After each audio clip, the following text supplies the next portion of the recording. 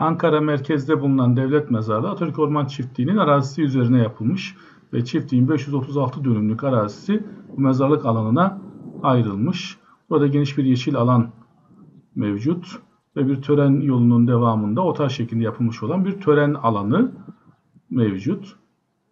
Yine burada 1930'larda Atatürk'ün emriyle yaptırılmış olan ve Ankara'nın ilk açık havuzu olan Karadeniz havuzu var ki çok güzel bir havuz. Burada Azak Denizi dahi unutulmamış. Tam bir Karadeniz'in haritası şeklinde yapılmış olan bir havuz.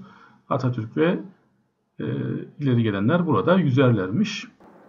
Otağın altında bulunan alandayız. Burası tören alanı ve tören alanının bir tarafında bir duvar mevcut ve duvarın üzerinde bu devlet mezarlığında gömülmüş olan kişilerin isimlerinin yazılı olduğu plakalar, mermer plakalar mevcut. Yine otağın üst kısmında büyük bir boşluk var. Buranın ışıklandırılması için. Evet, duvarda burası tören duvarı.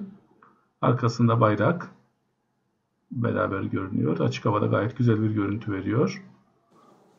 Burada devlet mezarlığında mezarların bulunduğu alan ve heykel alanı olmak üzere iki ayrı alan mevcut.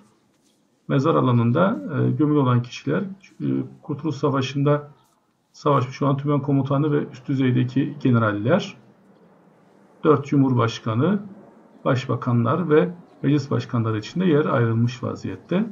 Gömülmek isteyenler buraya alınabiliyor. Önce Bülent Ecevit mezarı yakın zamanda eşi de yanına defnedildi. Cemal Gürsel'in mezarı, Cevdet Sunay'ın mezarı ve Fahri Korutürk'ün mezarında burada bulunuyor.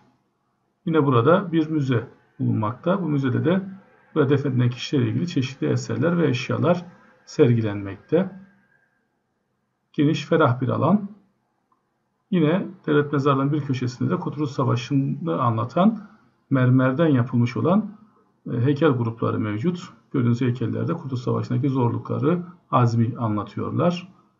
Bu heykel gruplarının içinde ilginç olansa bir mermer grubunda Atatürk'ün silüeti şeklinde yapılmış olan bir oyuntu. Buradan güneş ışığının belirli saatlerde vurmasıyla silüet yere gölge olarak da yansımakta. Evet, silüet burası ön yüzünden görüyoruz. Burası da arka yüzü. Ankara'ya gelirseniz burayı da ziyaret etmenizi hepinize öneririz.